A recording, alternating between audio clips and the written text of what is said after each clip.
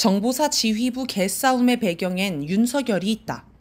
최근 국군정보사령부 소속 블랙요원 명단이 북한에 넘어간 사건으로 우리나라 대외정보 사업에 일대 파란이 일어난 가운데 이번에는 정보사 소속 두 장군이 하극상과 폭행을 주고받은 뒤 서로를 고소하는 사건이 터져 충격을 주고 있습니다. 사건의 내막은 이렇습니다. 지난 5월 22일 정보사 소속 여단장 박모 씨가 서울 충정로에 있는 정보사 안가인 한 오피스텔 사용과 관련해 문상호 정보사 사령관에게 보고하였습니다. 정보사 안가란 정보사가 비밀리에 사무실로 운영하는 장소입니다.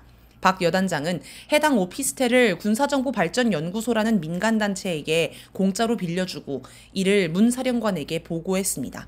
그런데 문 사령관이 자기 승인 없이 결정했다며 박 여단장에게 직권남용 및 배임에 해당하니 지원을 중단하라 라고 지시했습니다. 공짜로 사무실을 빌려주는 건 불법 소지가 있다는 것입니다. 박 여단장은 고소장에서 이 문제로 이미 1, 2월부터 시비가 붙었다고 설명하며 법적 절차적 문제가 없는데 사령관이 이상하리만치 집착했다고 주장했습니다.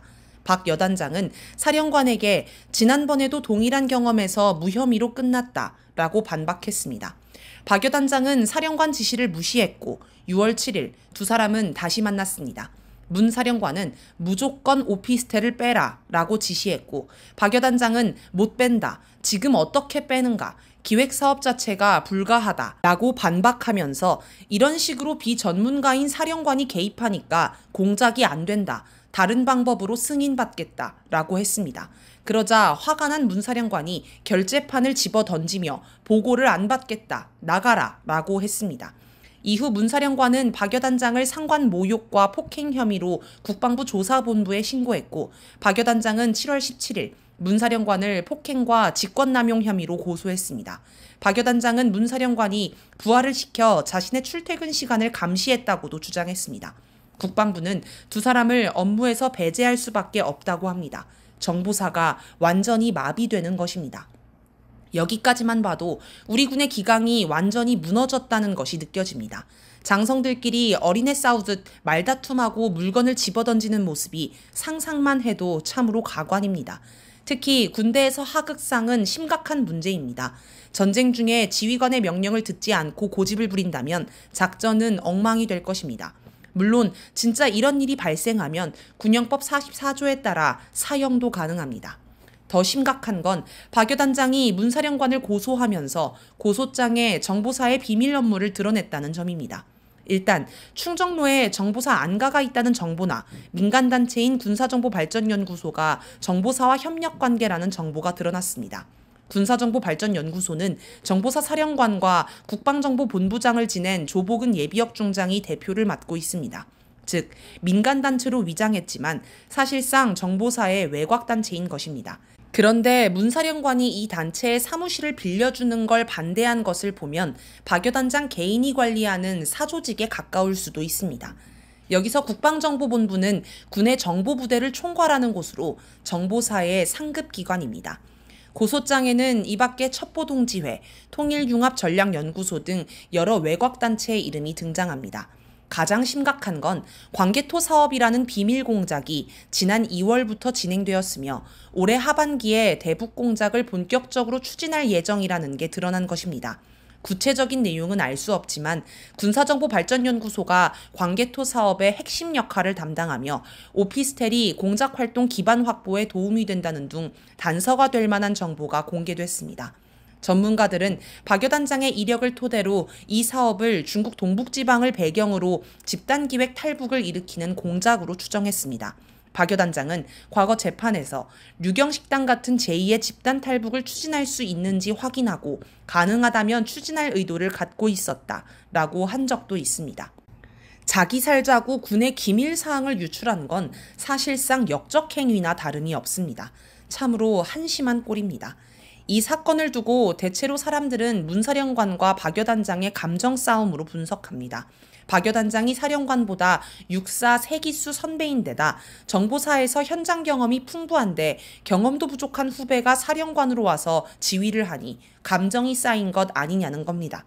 박 여단장은 현역 중에서는 손에 꼽히는 대북특수 공작 전문가이자 관련 분야 최고참이라고 합니다.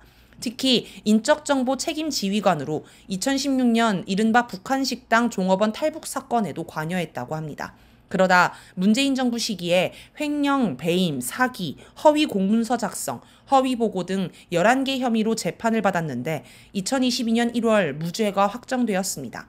그 뒤 윤석열 정부가 박여 단장을 복권하고 2023년 11월 6일에는 대령에서 준장으로 승진시켰습니다.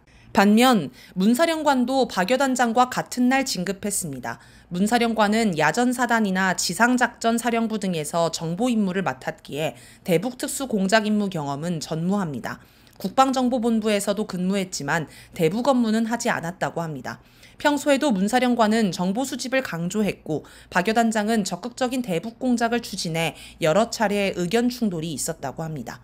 군 관계자에 따르면 대북특수공작은 보안을 위해 일반적인 지휘 체계를 거치지 않고 극소수에게만 보고를 하기도 한다고 합니다. 박 여단장도 사령관과 국방정보본부장을 건너뛰고 국방부 장관에게 여러 사안을 직보했다고 합니다.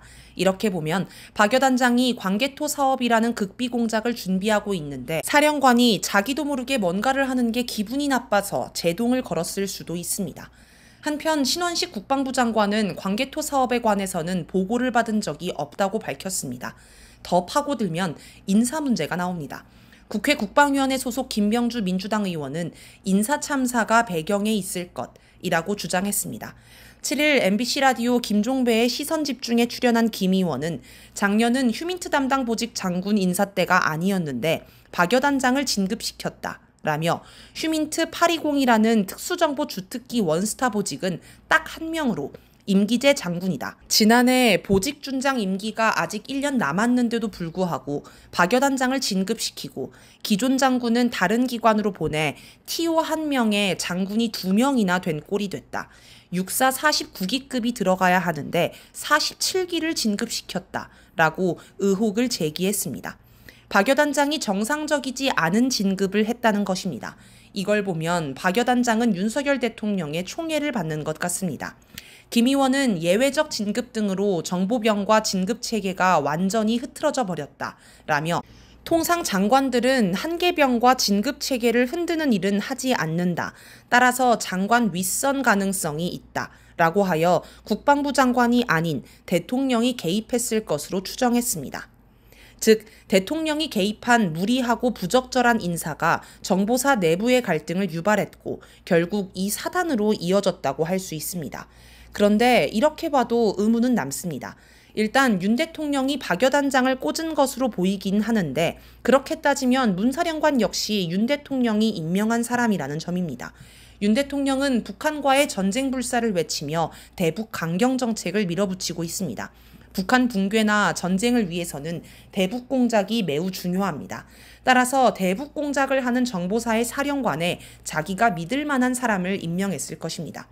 윤 대통령은 정보사의 핵심 인물인 박여 단장과 새 사령관이 협력해서 자기가 원하는 대북 공작을 하기를 원했을 것입니다.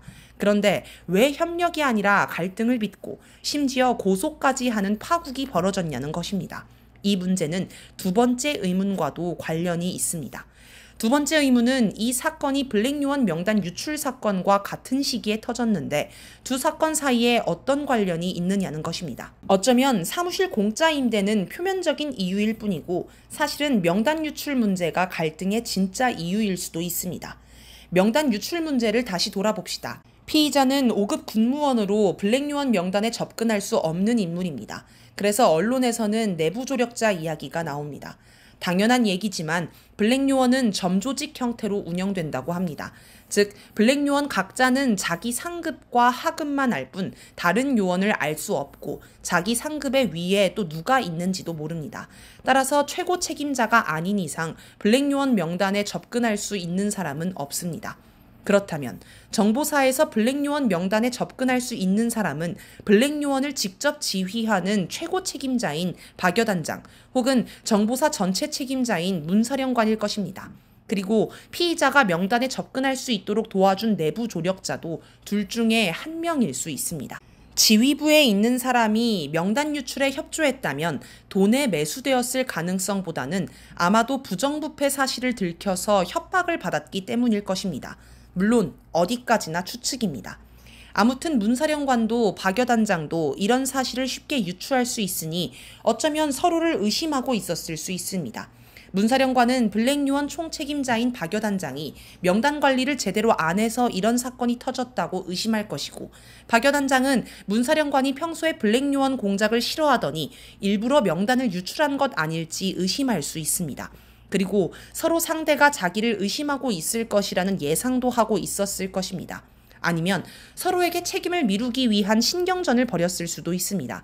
명단 유출 사건은 매우 위중한 사건이므로 피의자만 처벌받고 끝나지 않을 것입니다. 조직 책임자도 처벌받거나 아니면 불명예 전역을 당할 수 있습니다. 원래 장성들은 전역 후 서로 편의를 봐주는 모임들에 들어가 여생을 편하게 지낼 수 있습니다. 그런데 불명예 전역을 하면 이런 혜택도 제대로 받을 수 없습니다. 그러니 상대에게 어떻게든 책임을 떠넘기고 싶었을 것입니다. 실제로 지난해에도 비슷한 사건이 있었다는 제보가 있습니다. 8일 열린 국회 국방위원회 국방부 업무보고에서 김병주 의원은 제가 제보받기로는 작년에도 이런 사례가 있었는데 전 여단장이 덮었다고 한다. 자기 일신을 위해서라고 공개하였습니다. 물론 초반에는 서로 이 문제를 덮자고 무언의 합의를 했을 수도 있습니다. 피의자의 범행을 정보사가 4월에 이미 확인하고도 별다른 조치를 하지 않다가 언론에 공개된 후에야 부랴부랴 방첩사를 동원해 피의자를 구속한 것을 보면 알 수 있습니다. 그런데 7월 들어 뭔가 갈등 요소가 생겨서 무언의 합의가 깨진 것으로 보입니다. 제보자가 김민석 민주당 의원에게 적극적으로 제보한 것이 결정적 요인일 수 있습니다. 제보자는 블랙요원 명단 유출이라는 중대 사건이 윤석열 정부 인사들에 의해 덮이는 것을 보며 분개해 정부 여당이 아닌 야당에 제보했을 것입니다. 이건 제보자 처지에서는 인생을 건 투쟁입니다.